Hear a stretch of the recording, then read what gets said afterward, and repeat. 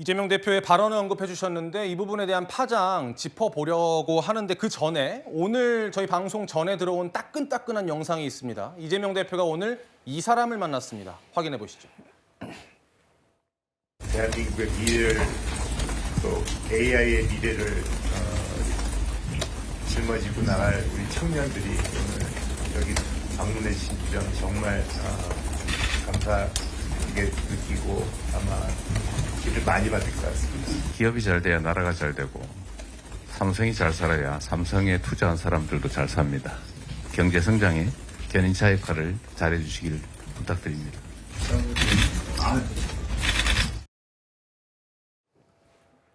강모 대변인, 이재명 대표와 이재용 삼성전자 회장의 만남이 오늘 아침에 있었는데 비공개 회담에서 뭐 반도체법이라든지 상법 개정안이라든지 이런 부분 이야기할 걸로 예상이 되죠? 네, 맞습니다. 근데 어쨌든 이 반도체법의 핵심 쟁점 사항은 어쨌든 간에 주 52시간제에 대해서 연구 인력들을 제외시키느냐 이건데 이것은 어쨌든 앞으로 국회에서 좀 더 논의를 해봐야 될 것이고 예. 상법 개정 같은 경우는 피할 수 없을 것입니다. 어쨌든 주주의 권리를 보호하는 것이 여당에서도 주장하는 바 아니겠습니까? 여당도 지금 코리아 디스카운트라고 하는데 사실 우리나라 주주들의 일반 주주들에 대한 권익이 보호되지 않고 있기 때문에 사실 코리아 디스카운트가 있는 것이기 때문에 뭐 전자주총이라든지 이런 것은 시급하게 도입이 돼서 선진 자본시장으로 가야 되는 길이라고 생각을 하고 예. 어쨌든 이재명 대표와 이재용 회장이 만나서 저는 어쨌든 그 공감대를 만들면서 서로 도울 건 돕고 또 당부할 건 당부하는 그런 좋은 시간이 될 것으로 기대합니다. 알겠습니다. 오늘 아침에 있었던 굉장히 따끈따끈한 영상이라서 저희가 준비를 해봤고요. 다시 돌아가서 이재명 대표가 어제 최상목 권한대행에게 몸조심하라라고 이야기한 부분에 대해서 국민의힘 지도부는 오늘도 지적을 했습니다. 최상목 대통령 직무대행은 지금 이 순간부터 국민 누구나 직무유기 현행범으로 체포할 수 있기 때문에 몸조심하기 바랍니다. 어제 이재명 대표가 최상목 권한대행을 향해 조폭이나 할 법한 몸조심하라는 그건을 퍼부었습니다. 구체적인 폭력 행위를 고무했다는 측면에서 이재명 대표는 내란 선동죄 현행범입니다. 자유당 시절 이기봉의 정치 깡패들도 이런 짓은 안 해요. 국민들의 국정의 안정을 바라는 요구사항을 좀 과격하게 표현한 게 아닌가 생각합니다. 발언의 파장이 오늘까지 이어지고 있는 건데 사실 어제 국회 법사위에서도 시끄러웠습니다. 본인은 방탄복 입고 다니고 경호부처 갖고 다니면서 권한대행은 뭐 보이는 사람들 아무나 체포하세요. 이게 말이 됩니까? 이거 체포 요건 됩니까? 글쎄 그 부분에 대해서는 제가 특별하게 드릴 말씀 없습니다. 왜 말이 없어요?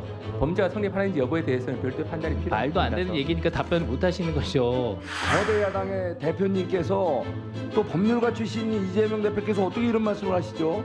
국민 누구나가 이 최상 우리 뭐 대통령 원한대행을 체포할 수 있습니까? 말씀해 보세요. 체포할 수 있습니까? 없습니까? 제가 여기서 헌정적으로 뭐 쉬운 일은 아니라고 생각합니다. 너무 무책임한 말씀하지 마시고. 강모 대변인, 네. 여당에서 비판하는 것도 물론 당연한 얘기일 수도 있는데 친명 좌장이라고 꼽히는 정성우 의원도 오늘 라디오에서 썩 듣기 좋은 얘기는 아니었던 것 같다. 다만 이제 국민들의 분노를 좀 대신 표출한 거 아니겠느냐 이렇게 약간의 옹호를 섞은 발언도 했습니다. 그런데 이재명 대표가 이 발언을 사전에 준비했을 것 같지는 않고요. 갑자기 튀어나온 발언으로 생각되는데 어떠십니까? 사실 이재명 대표가 과연 이거 준비한 것이냐 아니면 발언 중에 갑자기 튀어나온 발언이냐에 대해서는 의견이 분분하다고 보는데 예. 저는 그래도 이재명 대표가 어느 정도 준비를 한 것이 아닌가 저는 그래요? 그렇게 생각을 합니다. 어쨌든 뭐 제가 과거에 뭐 대표 메시지도 써봤지만 네. 이 대표의 발언 자체는 사실 다들 정제가 되어 있고 준비가 되어 있고 물론 표현의 수위가 바뀔 수는 있습니다. 예. 얘기를 하다 보거나 아니면 현장의 분위기 때문에 그렇지만 어쨌든 대략적인 어떤 기조는 이게 준비가 된 것이거든요. 근데 준비를 했다고 하기에는 좀 이런 논란도 예상했을 거 아니에요, 그러면? 그런데 이 이재명 대표의 발언이 논란도 되지만 또 동시에 최상목 권한대행이 지금까지 해왔던 직무유기 행위에 대해서도 사실 국민들이 저는 한 번쯤 돌아볼 수 있는 계획이라고 생각을 합니다. 그러니까 여기서 더 중요한 것은 사실 앞서서 제가 최상목 권한대행이 내란 상설 특검 그리고 헌법재판소의 마은혁 후보자 임명과 관련해서 잘못이 있지만 오히려 민주당이 탄핵에 대해서 망설이고 있는 것을 악용하고 있는 것, 저는 거기에 대해서 사실 더 지적을 해야 된다고 생각하고 여기에 대해서 많은 당원들과 국민들의 어떤 질책이 있었기 때문에 저는 과한 면이 물론 있긴 하지만 또 그만큼 최상목 권한대행에 대한 지적도 커질 것으로 생각합니다. 알겠습니다. 그런데 이재명 대표의 말만 거칠어진 게 아니라 정치권의 말이 다 거칠어지고 있는 그런 상황인 것 같습니다. 안철수 의원이 이재명 대표의 지난해 그 피습 사건을 언급하면서 트럼프 대통령과 대비된다. 그러면서 부산에서 목을 긁힌 뒤 죽은 듯 누워있는 이재명 대표 이렇게 이야기를 했습니다. 이거에 대해서 이제 민주당은 명예훼손으로 고발하겠다 이런 입장도 보였는데 정광재 대변인님. 근데 이 표현은 안철수 의원답지 않다라는 지적도 많이 나오더라고요. 저도 이게 말로 한 것과 글로 쓰는 것은 조금 우리가 사고한 것도 다르잖아요. 말에는 가끔 감정이 섞여서 다른 말이 나올 수 있지만 글로 쓸 때는 조금 더 정제된 표현을 하게 마련인데 안철수 의원이 이렇게 글로 쓰는 과정에서도 조금 과격한 표현을 쓴 것은 뭐 부인할 수 없는 사실인 것 같습니다.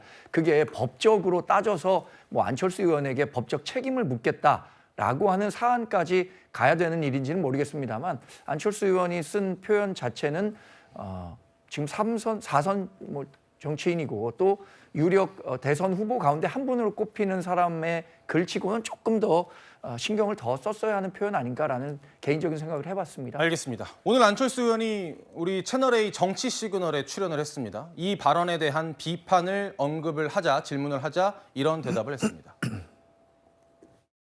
만약에 그 상황이 정말로 엄중해가지고 응급치료가 필요한 그런 상황이었다. 그렇다면 바로 부산대학교 병원에 가서 응급수술을 받아야 됐죠. 오히려 뭐 거의 한 몇 시간에 걸쳐가지고 헬기를 타고 서울대 병원 가서 수술을 받지 않았습니까? 그러니까 이건 응급수술이라고 부를 수가 없습니다. 그걸 폄훼한다고 그렇게 주장을 할 거면은 진료 기록을 공개하라. 그럼 제가 거기에 대한 입장을 밝히겠습니다. 아까 윤기찬 부위원장께 질문을 드렸던 부분이기도 한데 민주당 의원이 계란을 맞은 일이나 이렇게 정치인들 사이에 거친 말이 오가는 것이나 사실은 점점 더 고조되는 그 갈등의 양상을 보여주는 한 장면인 것 같습니다.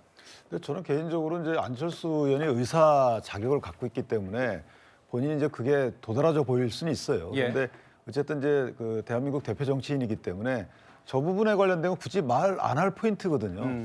뭐 본인이 어떤 생각을 하든지 간에 그걸 다 이렇게 국민께 쏟아낸다고 해서 올바른 정치 행위라고 보기 어렵고 저 부분은 불필요한 부분을 언급해가지고 글쎄 뭐 의도하셨는지 아닌지는 제가 잘 모르겠지만 어쨌든 저 부분은 왜냐하면 공통적으로 저희가 조심할 부분이 있는 거거든요. 여야가 정쟁 과정에서도 그 신상 중에 특히나 뭐 건강 그리고 저와 같이 뭐 누군가로부터 어떤 테러 위협을 받았거나 받았던 전력에 대한 평가 이런 것들은 굳이 할 이유가 없는 거예요.